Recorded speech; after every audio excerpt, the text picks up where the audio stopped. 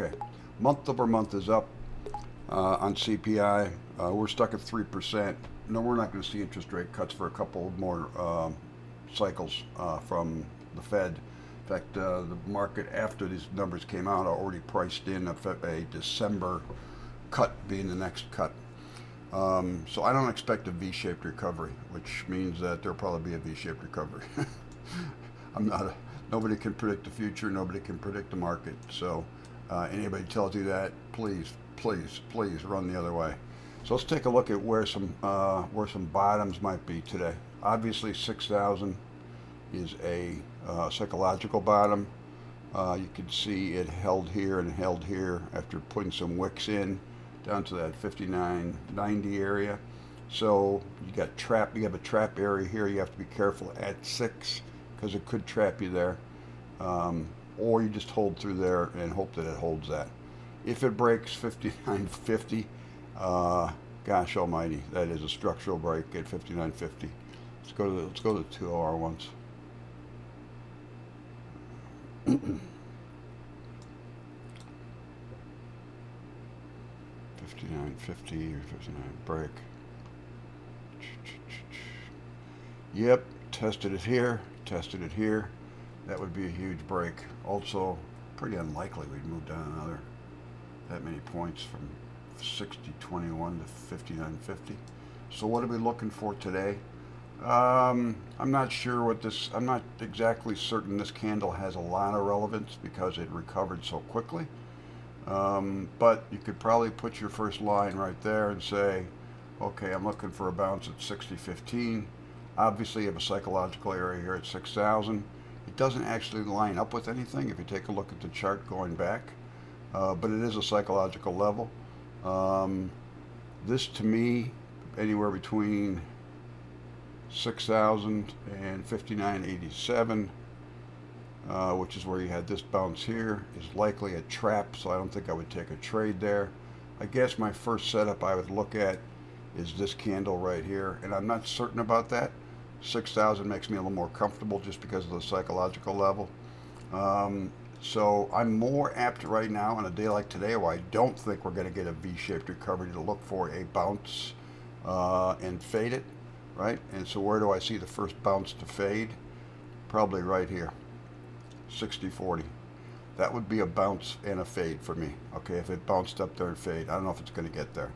This would be a potential long right here. I don't consider that an A plus setup. I don't even consider 6,000 an A plus setup because I think there's a trap set right here. Okay. Yeah. So 59.90. So it breaks 6,000. You go to 59.91. That's the trap I'm talking about. Why do I say that's a trap?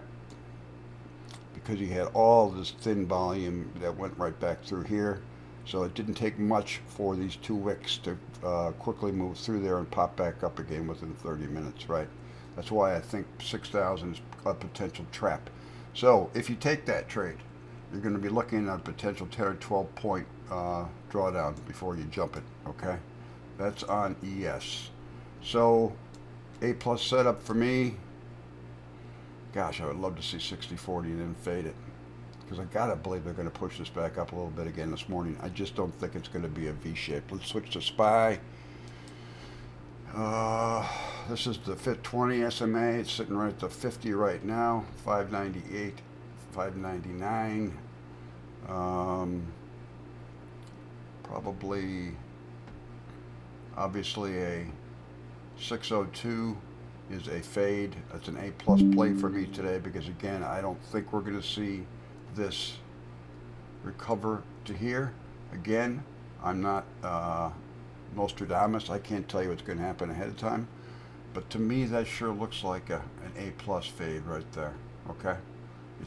It certainly does. On the downside, you got a lot of stuff here. You got the 50 SMA, you got the 20 SMA, and then you have all of this to the left. I mean, the very first place that I see an A plus where I think you can catch the knife as an A plus setup is at 590. Boom, boom, boom. But that's 8 more points underneath where we're at now. And we've already been down, how much are we down? 6, 8. Yeah, we could go 14. Yep, we could go 14. That's not unusual. That'd be like 140 on SPX. So that's an A plus. That's an A plus bounce right there. That's an A plus bounce. This is an A plus fade. That's what I'm thinking for today right now. But let's see what happens with the market opens and as they digest all the various aspects and nuances of this report that we got this morning. But it's not good for the market today, which is why my bias is towards the bearish side all day long. Let's see if we can get this bounce to here, or if the bottom just falls out. A break, we're already sitting right at the 50 right now. A break of the 50 just in and of itself from an institutional standpoint could get some of these characters out of there, right? Those are my thoughts on today.